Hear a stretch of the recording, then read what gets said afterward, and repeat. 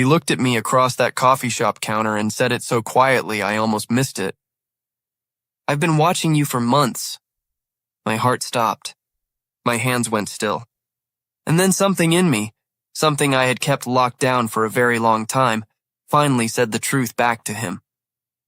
"I know. If this story moves you, please like, subscribe, and hit the bell so you never miss a new episode." This story begins in Galveston, Texas, on a Tuesday in late October, when the Gulf air still carries enough warmth that you leave your jacket on the hook by the door and immediately regret it by noon when the sea wind shifts. Had been living in Galveston for almost 2 years by that point. After the life I had left behind in Columbus, Ohio, 2 years felt like both a very long time and not nearly long enough. I had come here for a job. I had stayed because, somewhere between the salt air and the old Victorian houses and the rhythm of a city that had survived more loss than most people ever imagine, I had started to feel like a person again. My name is Wade Tillman. I was 37 years old when this story happened. I worked as a licensed marine insurance underwriting surveyor, which sounds more complicated than it is. Basically, I assessed vessels, reviewed maritime risk documentation, and wrote reports that helped determine whether a boat, a barge, or a small commercial fishing operation could get insured and at what rate. It kept me out on the water some days, mostly kept me in an office above a hardware store on Post Office Street other days, and it suited me. I had always liked things that required patience and precision. I had always liked being near water. I lived in a second-floor apartment in the East End Historic District, in one of those tall, narrow houses that looked like they were built by someone who loved detail but had a very narrow lot. My landlady, a woman in her late 60s named Georgie Tran, lived on the first floor and grew herbs on the front porch that smelled like another world when the morning dew hit them. She minded her business. I minded mine. We liked each other very much. My life was orderly. I had routines. Coffee from a place called the Pelican Cup on Avenue K, which was a short walk from my apartment and opened at 6:30, earlier than almost everything else on the island. I had eggs and toast most mornings at the small table by my window. I walked. Some evenings I sat on my balcony and watched the light change over the rooftops and thought about nothing in particular, which is different from being sad. I want you to understand that. I was not sad. I was simply still. I had come out of a long relationship about 3 years before I moved to Galveston. His name was Peter, and I will tell you this about Peter. He was not a bad person. He was a careful, kind, somewhat distant man who would love me the way he was capable of loving anyone, which was with one foot already pointed toward the exit. We had been together for 6 years. When it ended quietly, and with a kind of mutual exhaustion that was sadder in some ways than a dramatic falling apart would have been. After Peter, I did not rush toward anything. I dated a little. A few dinners, a few evenings that went nowhere uncomfortable and nowhere exciting either. And then I moved to Galveston, and I settled into my orderly life, and I told myself that was fine. That was enough. Then came November, and a man I did not yet know walked into the Pelican Cup on a Monday morning, asked for a medium dark roast with no room, and sat down at the corner table with a stack of papers and a mechanical pencil, and did not look up for 90 minutes. I noticed him the way you notice a thing that does not quite fit. Not because he was out of place, but because he was so entirely in place, like he belonged exactly where he was, and the room had been quietly waiting for him to arrive. He was maybe 40, 42, with dark hair that was starting to show gray at the temples, a jawline that was doing a lot of work, and the kind of stillness that makes you want to know what someone is thinking. I noticed him. I finished my coffee. I went to work, and I did not think too much about it. He was there again on Wednesday, and again on Friday. Always the same corner table, always the dark roast with no room, always the papers and the mechanical pencil. He wore reading glasses on Friday. That detail lodged somewhere in my chest and stayed there, which I found mildly irritating. I did not introduce myself. I am not by nature an approach someone at a coffee shop kind of person, I observe. I assess risk. That is professionally accurate, but it is also just personally true. I watch before I act. I always have. What I did not know at the time, what I would only find out later, was that he had already noticed me first. Had been noticing me for considerably longer than I had been noticing him. That revelation was still weeks away. His name Hardin Keyes, 41 years old, and he worked as a licensed maritime heritage interpreter and director of a maritime archive. No, wait. That's on the list too. Let me set the record straight. Hardin Keyes was 41 years old and worked as a licensed coastal risk cartographer for a regional environmental and insurance consulting firm. He mapped coastal erosion patterns, modeled flood risk zones, and produced the kind of detailed geographic documentation that people like me, marine insurance underwriting surveyors, actually use in our work. We operated in overlapping professional worlds and had never once crossed paths until that coffee shop. He lived on the island too, though in a different part, the older section near the Strand, in a restored carriage house behind a larger historic property that his employer used partly as office space. He had been in Galveston for about 8 months when I first saw him. He had come from Atlanta, and before that from a life he did not talk about immediately, which I understood completely. The first time we spoke directly was on a Thursday morning in late November, 2.5 weeks after I first noticed him. I walked into the Pelican Cup and the place was busier than usual. A weekday church group breakfast, it looked like.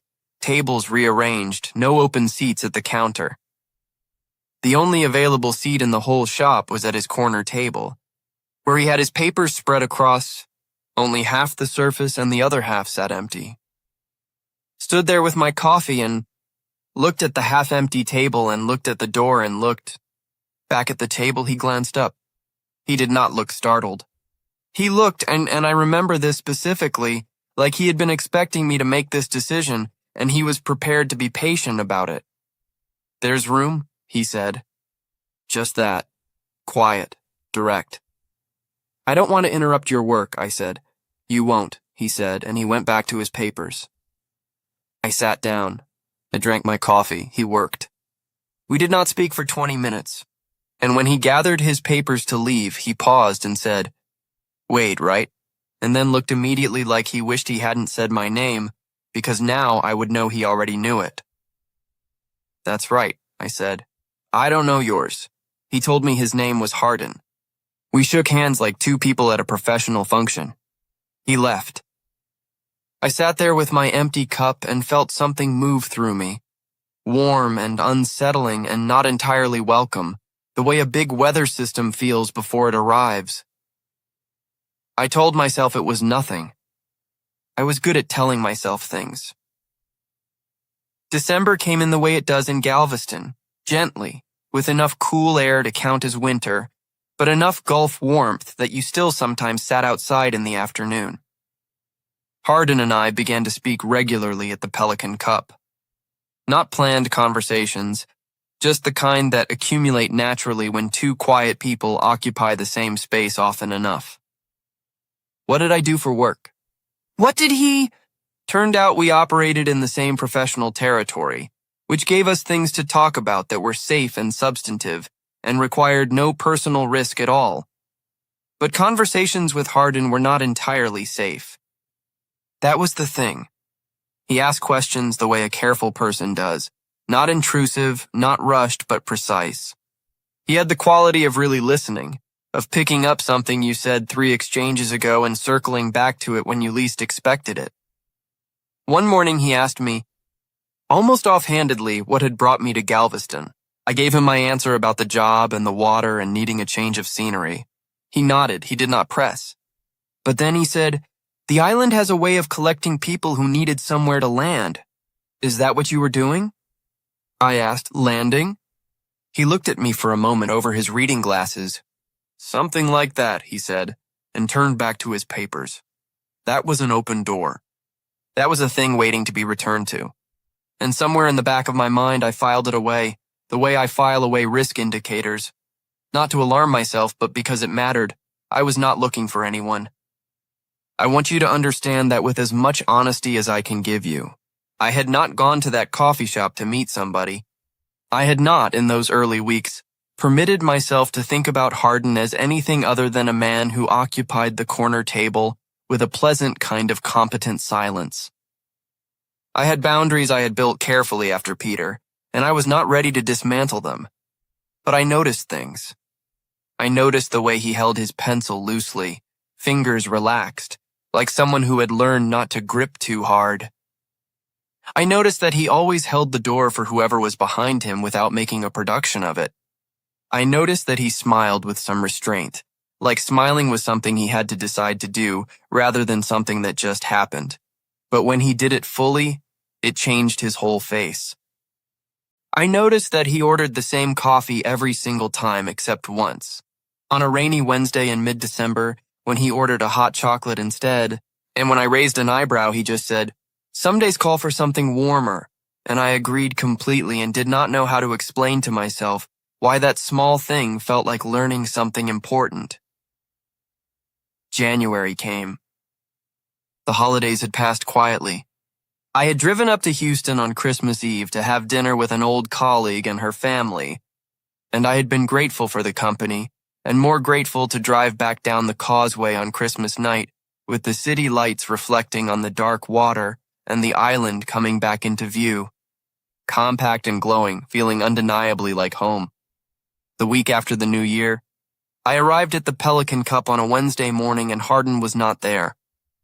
His corner table was occupied by two women with laptops and noise-canceling headphones. I told myself I did not notice his absence. I ordered my coffee. I sat at the counter. I opened my own work documents and I worked and I was fine. He was not there Thursday either, or Friday. By Monday, I had stopped pretending not to notice. I sat at the counter and I caught myself glancing at the corner table more than once and I thought, very plainly, this is a problem, not the kind of problem that required dramatic action, just the kind that required honest acknowledgement. I had gotten used to Hardin Keyes being in the room, and that was not nothing. He came back on Tuesday. He walked in at his usual time, ordered his usual dark roast with no room, and settled at the corner table with his papers as though no interruption had occurred.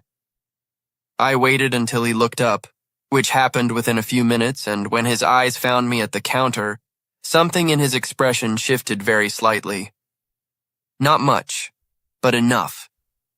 "You were gone," I said, "because I am not entirely capable of not saying the obvious thing." "Work trip," he said. "Corpus Christi. Some surveying and mapping down the coast." He paused. I left unexpectedly, or I would have mentioned it. He would have mentioned it. I held that sentence for a moment and put it carefully in the same internal file as several other things. "How was the coast down that way?" I asked. "Beautiful," he said. But I was glad to come back. We looked at each other across the coffee shop. His reading glasses were on the table. He had not put them on yet. "Glad you're back," I said. He smiled, the full kind, the one that took over his face. "Thank you, Wade. That was January. That was the beginning of something neither of us had named yet. And it would take a cold night in February, a professional overlap that pulled us into the same building for the first time outside the Pelican Cup, and one question asked with surprising vulnerability, before either of us began to speak the thing that had been living in the room between us for months. But that comes later. Because before we got there was something I had to understand about myself. A question I had been carrying longer than I had admitted. About whether I still believed I was worth the kind of love that asks you to stop holding back. That question was about to get harder to avoid. The professional overlap happened in late January. On a gray afternoon with a steady Gulf wind that rattled the old windows in the meeting room of the Galveston County Coastal Resource Office on 25th Street. It was a risk assessment coordination meeting, the kind where surveyors, cartographers, and underwriting representatives sat in a conference room around a long folding table and compared data sets and argued politely about methodology. I walked in with my laptop bag and my folder of documentation, found a seat on one side of the table, and looked up to find Hardin Keyes sitting directly across from me.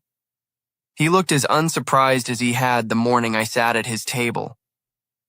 I have since come to understand that this is a quality Hardin simply has: the capacity to absorb unexpected development without visible alarm. It is one of the things I admire most about him. It is also, in those early days, one of the things that made him hardest to read. "Small professional world," I said. "Smaller than I expected," he agreed, and opened his laptop. The meeting was 2 hours long and genuinely useful, which is not always the case with interagency coordination meetings. Hardin presented his erosion modeling data with the kind of quiet confidence that comes from knowing your work thoroughly and not needing to perform. He fielded technical questions without becoming defensive and acknowledged 2 gaps in his model that he said he was still working to address, which, in a room full of people who generally defended their data like territory, was unexpectedly refreshing. I found myself watching him work the way you watch someone do something they are genuinely good at. There is a particular quality to competence when it is unperformed, when someone is not trying to impress you but simply doing the thing they know how to do. It is compelling in a way that is hard to look away from. Afterward, people dispersed into the parking lot in small clusters. I was repacking my bag at the table when I noticed Hardin was still in his chair, looking at something on his screen. Everyone else had gone. "Good presentation," I said. "Thank you." He closed the laptop but did not stand up. "You asked the best question in there. About the residential structure data in the Zone AE corridors." "It was a real question," I said. "Not a challenge." "I know," he said. "That's what made it the best one." We walked out together. The wind off the Gulf had gotten sharper, and we both pulled our jackets tighter without comment. The parking lot was mostly empty. His car was a few spaces down from mine. "Do you want to get dinner?" I asked, and then held very still, because I had not entirely planned to say that. He turned and looked at me. There was a pause, 2 seconds, maybe 3, and I watched him make some kind of internal decision. "Yes," he said, "I do." We went to a restaurant called the Salt Box on Mechanic Street, which was warm and not too crowded on a Tuesday evening. With plank floors and candles in short glass jars on the tables, and a menu that leaned heavily on Gulf seafood done simply and well. We ordered, we ate, and for the first time, the conversation between us was not about coastal erosion data or maritime risk tables or the mechanics of our respective professions. He talked about Atlanta, where he had lived for 11 years. He said the city was enormous and alive and exhausting in ways that had eventually gotten ahead of him. He had taken the Galveston position partly because it was good work, and partly because he had needed the specific kind of quiet that a small island town provides when it is not tourist season. I talked about Columbus, about the surveying work I had started there, about the 6 years with Peter and the way that relationship had ended, not with bitterness on either side, but with the particular grief of 2 people who had not been wrong for each other exactly, just not quite right enough. I said it plainly because I had processed it enough that I could speak it plainly. Hardin listened. He did not fill the pauses where I trailed off. He let them sit. "How long ago?" he asked. "The end of it?" "About 4 years," I said. "The moving on, honestly, still happening." "That's honest," he said. "Is there another way to be?" I asked. He looked down at his plate for a moment. "I have been less than honest with myself about some things," he said carefully, in the way he said most things. "I'm working on it." He had been in a relationship in Atlanta, he told me, with a man named Gordon, and before that a much shorter relationship in his late 20s that had ended cleanly and without much residue. Gordon had been a significant person in his life for 4 years, and their ending had been harder, partly because it had taken Hardin a long time to understand what specifically had gone wrong, and he suspected he was still understanding it. "Do you know yet?" I asked. "What went wrong?" "I think I was so committed to not disrupting things," he said, "that I stopped telling the truth about what I needed. And by the time I noticed, there was a lot of untruth between us. I recognized that, more than I expected to. I said so. He looked at me steadily. You seem like someone who is careful about what he says. I am, I agreed. So am I, he said. Which means, when I do say something, I mean it. The candle between us was about halfway down. The restaurant had grown quieter around us, other tables cycling out for the evening. I was aware of time passing in the specific way you are when you do not want time to pass. What do you mean right now? I asked, which was either very brave or very transparent. Possibly both. He was quiet for one long breath. I mean that this has been the best evening I have had in longer than I can readily calculate, he said. And I am trying not to rush it.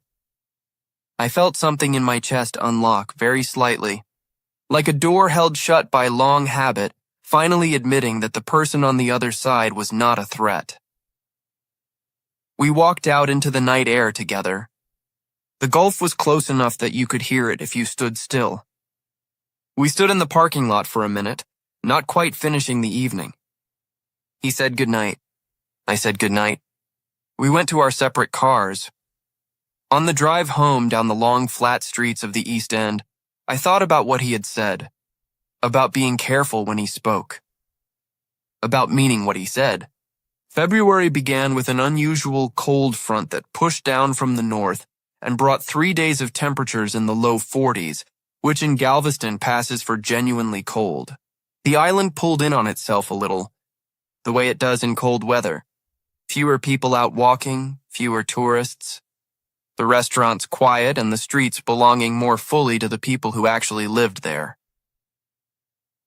Hardin and I had not made plans for a second dinner. There was an unspoken agreement between us that felt careful and intentional rather than avoidant, like two people who had both been hurt by moving too fast and were choosing, consciously, not to do that again. We still saw each other at the Pelican Cup, most mornings. The conversations had deepened without fanfare, less about work, more about the textures of daily life. What had we been reading? What did we think about the way the city handled its post-storm rebuilding? Had I ever walked the seawall at night? No, he said he had not, and I said that he should, and he said, I'd rather not walk it alone. And we both looked at our coffee cups for a moment. On a Saturday in the second week of February, I texted him.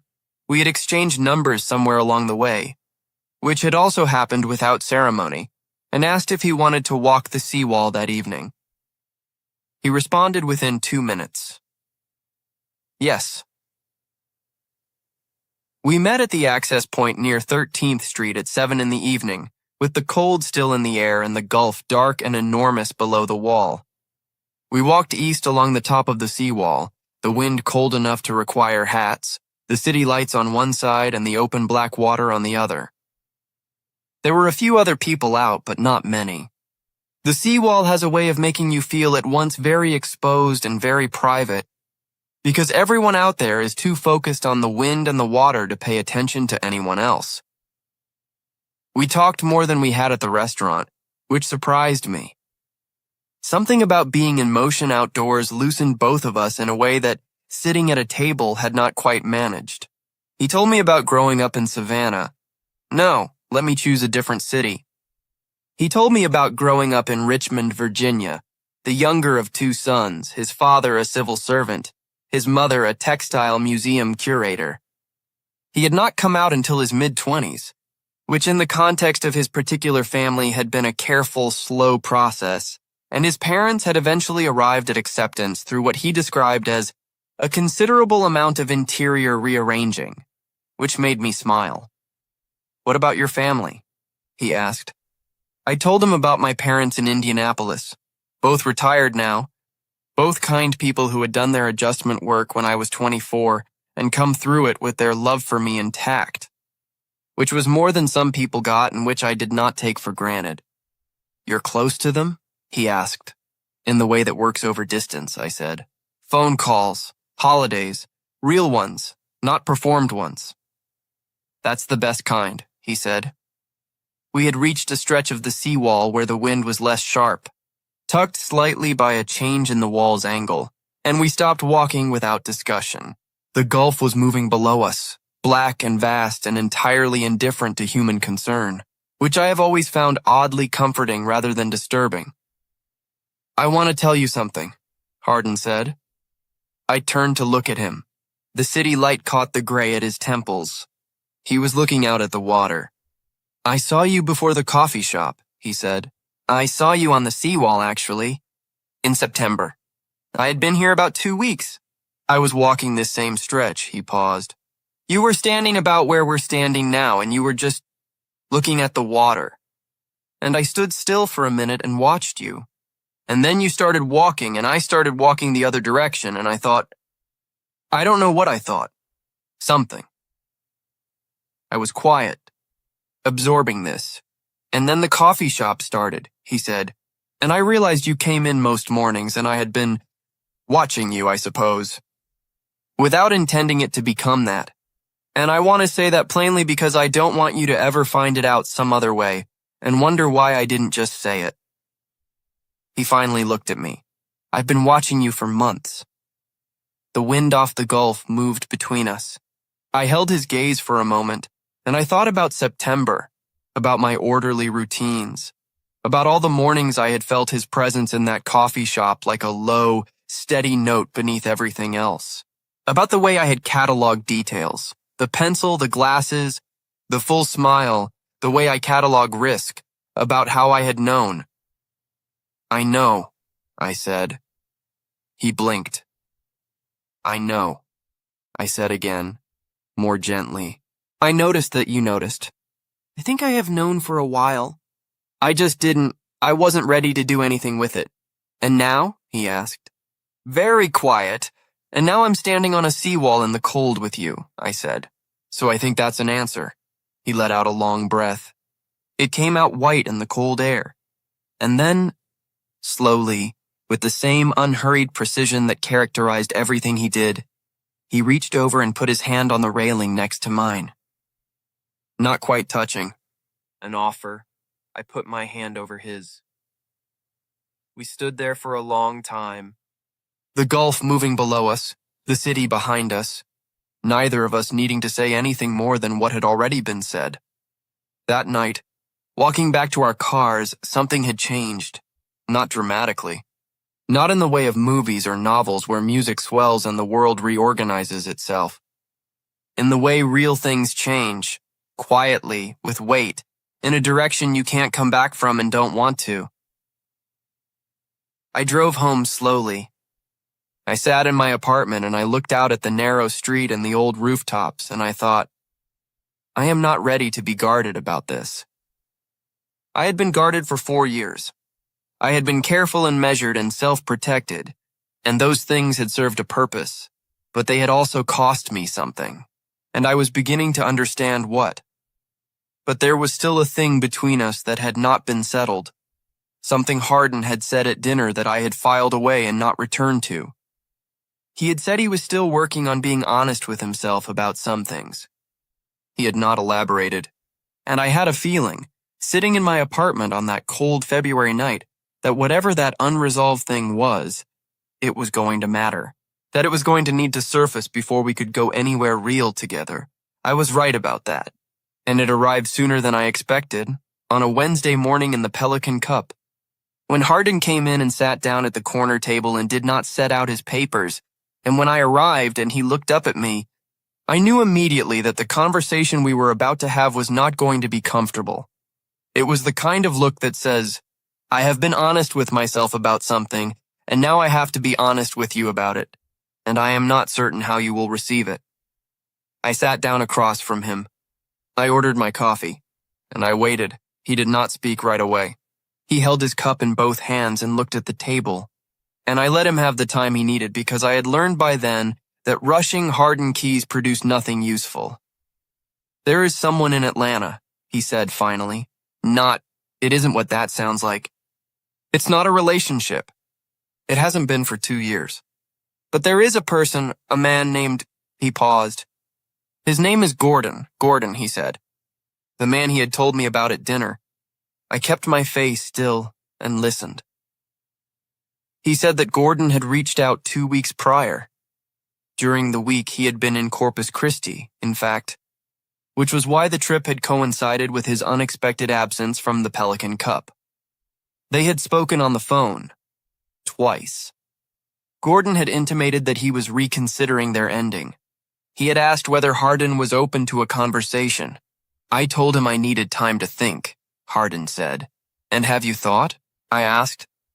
That is what I have been doing for 2 weeks, he said. He finally looked up at me.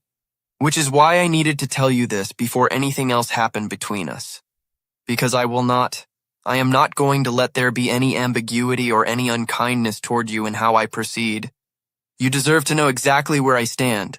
I held my coffee cup and I sat with that.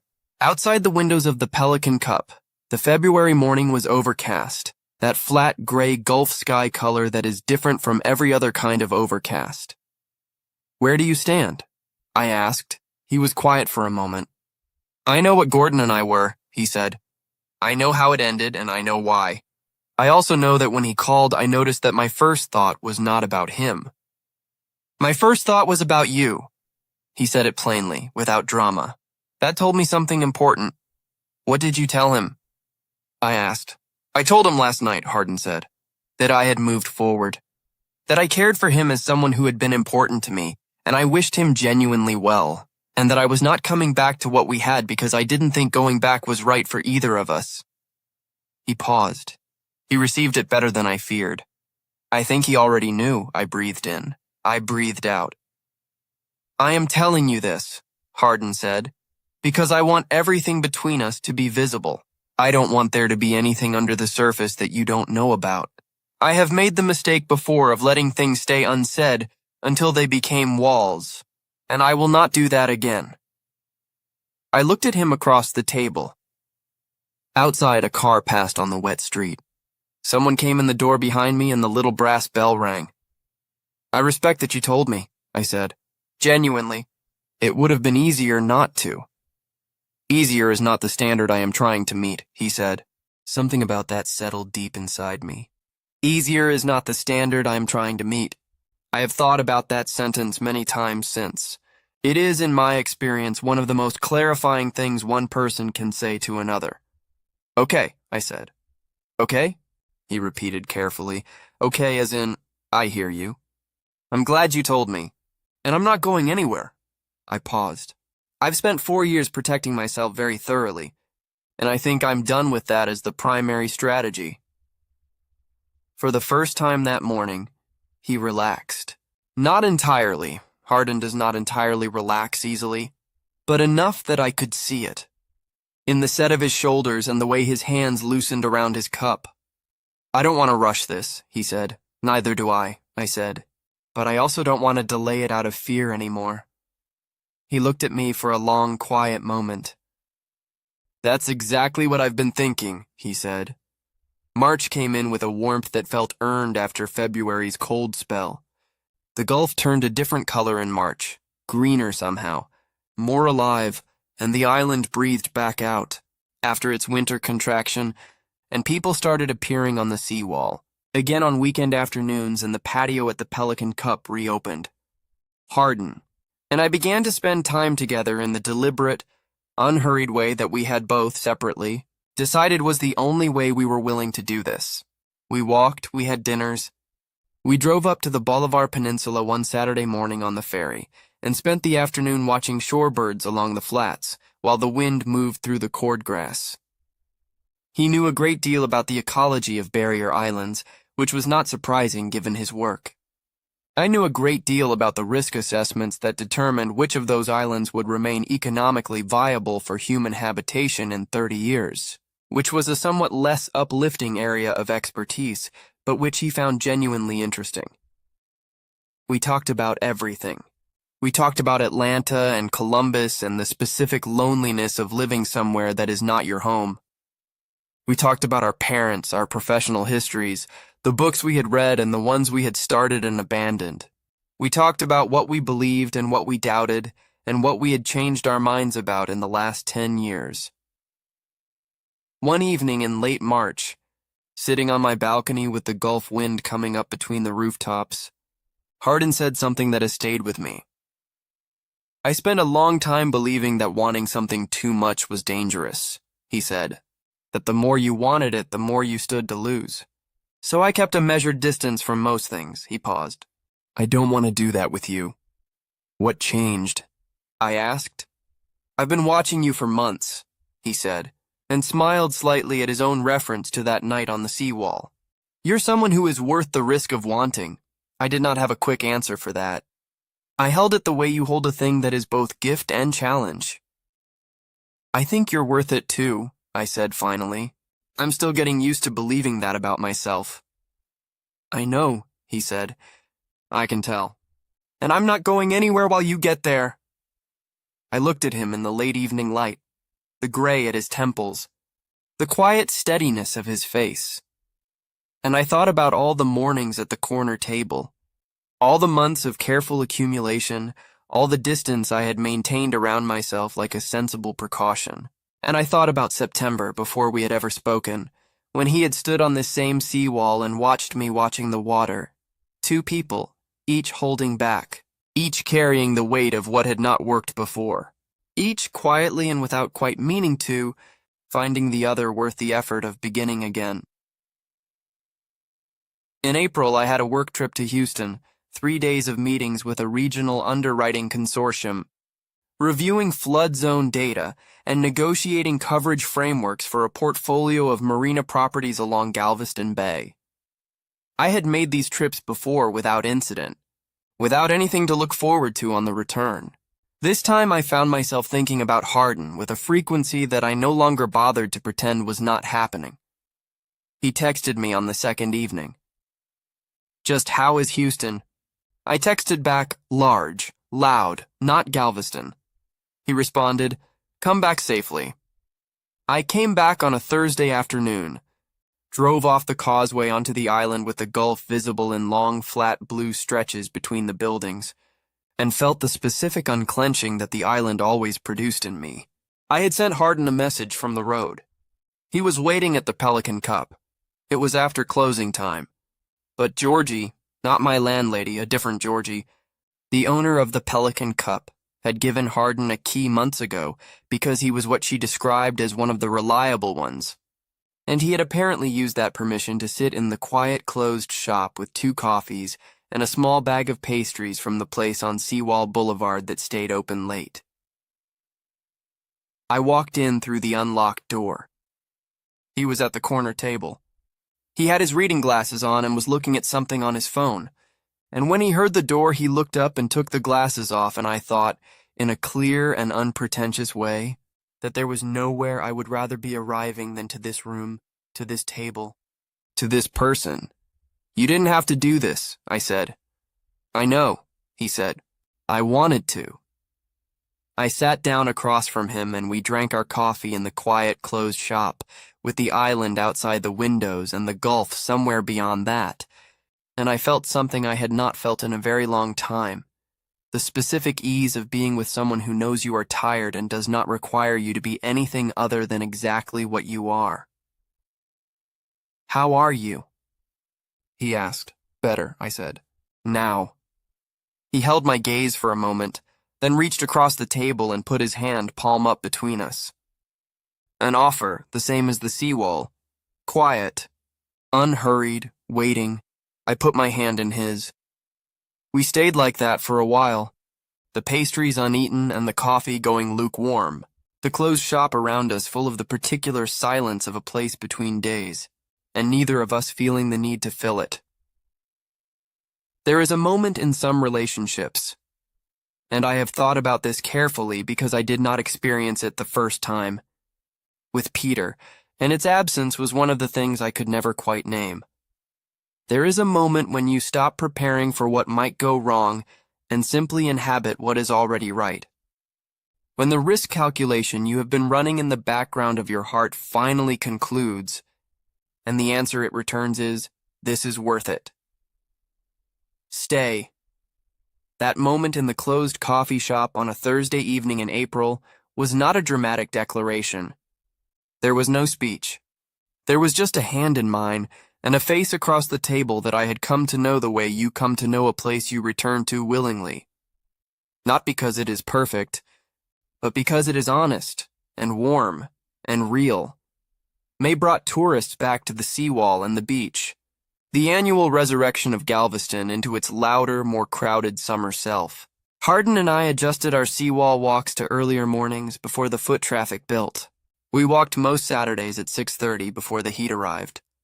The Gulf flat and pale in the early light, pelicans skimming low over the surface.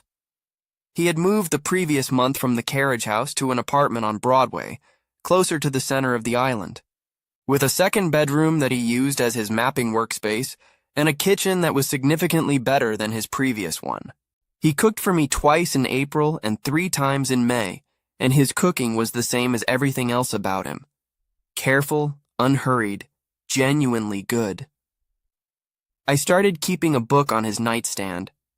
Just one. We had not rushed anything physical, moving with the same deliberateness we had brought to everything else, letting each step be what it was before moving to the next. But the book on the nightstand meant something. It was a small flag planted. It said, "I expect to come back." My landlady, Georgie Tran, who was not unobservant, noted one morning in late May that I seemed different. Different how? I asked. More present, she said, deadheading the rosemary on the front porch. Like you showed up to your own life. I thought about that for a long time. She was not wrong. I had spent 2 years in Galveston being present in my routines and my work and my orderly apartment, but absent in some deeper way, at a remove from myself, watching my own life from a comfortable, protected distance. The same measured distance Hardin had described in his own experience. What Hardin had given me, what we had given each other, slowly and without rushing, was permission to close that distance. To be here fully for whatever came next. In June, I took 3 days off and we drove the Texas Gulf Coast south toward Corpus Christi, stopping when we wanted to, eating at roadside places, pulling over to look at the water whenever the road got close enough. He had maps, actual paper maps, the detailed topographic kind he used for work, of the coastal ecology along the route, and he would spread them across the hood of the car and point out things the landscape was doing, the way the barrier islands were shifting, the places where old inlets had closed and new ones had begun to form. I had my own documentation, coverage gap histories for marina facilities along the coast, the dry technical record of human presence on an always changing shoreline. Between the two of us, we had a picture of the coast that was richer than either of us had alone.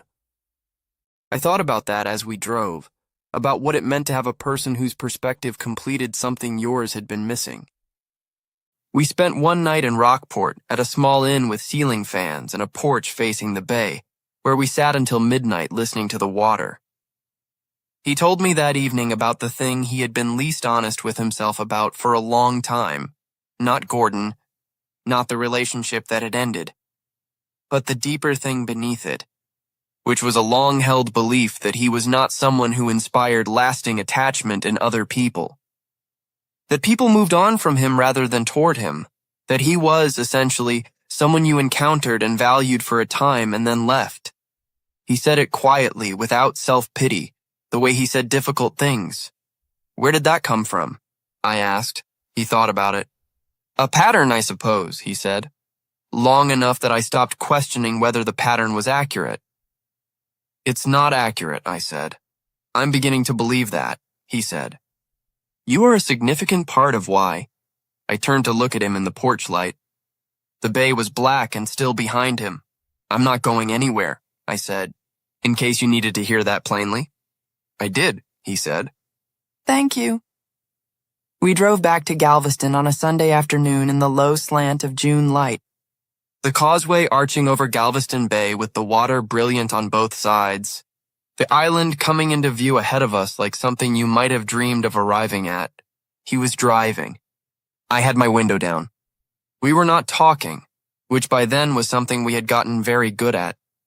The specific, companionable silence of two people who no longer need noise to feel safe together. I have been asked, Since, by my colleague in Houston who has been watching this story unfold over work lunches, whether I knew from early on how it would go, whether the watching and the noticing and the careful accumulation of those early months had been a kind of certainty that I was sitting on without acknowledging. I think the honest answer is, I knew something. I knew there was a specific gravity to it, the way you know the weather is going to change even before the pressure drops. I did not know the specific shape of what it would become because you never do, and anyone who tells you otherwise is writing a different kind of story than the one people actually live. What I knew was that standing on the seawall that February night, with his hand under mine and the cold Gulf air moving around us, something had been returned to me that I had thought I might have lost for good. The capacity to believe that the risk was worth taking, that being known, really known, seen from a distance before we even spoke, and then seen more closely and more completely over months of honest conversation, was not a threat. That it was in fact the thing. The August I am telling you about is almost a year from the September when he first saw me on the seawall. We still walk it on weekend mornings, still go to the Pelican Cup most days, still sit at the corner table, though we sit on the same side of it now, which Georgie the shop owner found enormously gratifying and did not pretend otherwise. My apartment still has the herbs on the porch downstairs and the narrow balcony upstairs. His apartment on Broadway has the paper maps and the second bedroom and the kitchen where he makes a gulf. Shrimp pasta with preserved lemon that I have not stopped thinking about. Between batches, we have not solved everything. We both still carry habits built from older hurts. I still catch myself retreating into calculation when I should just say the thing out loud. And he still sometimes holds his feelings with too much precision, measuring them before expressing them. We talk about those things when they surface. We are getting better. What I know, 1 year out from that first morning at the corner table, is this. There is a particular courage required in being watched. Really watched. With care and patience and good intention, and allowing it. In letting someone see you standing alone at the water's edge before you know they're there, and not deciding afterward that the seeing was a violation. In understanding that some people watch because they are genuinely trying to understand what they are feeling, and what they are feeling is something worth saying out loud. He said it in a coffee shop on a Thursday morning in November. I said it back on a seawall in February. In a way I had not said anything in 4 years, and then, slowly, honestly, without rushing, on an island that has survived more than most people can imagine, and keeps being here anyway, we found out what comes after. It is, so far very good, it is in fact better than orderly, better than careful.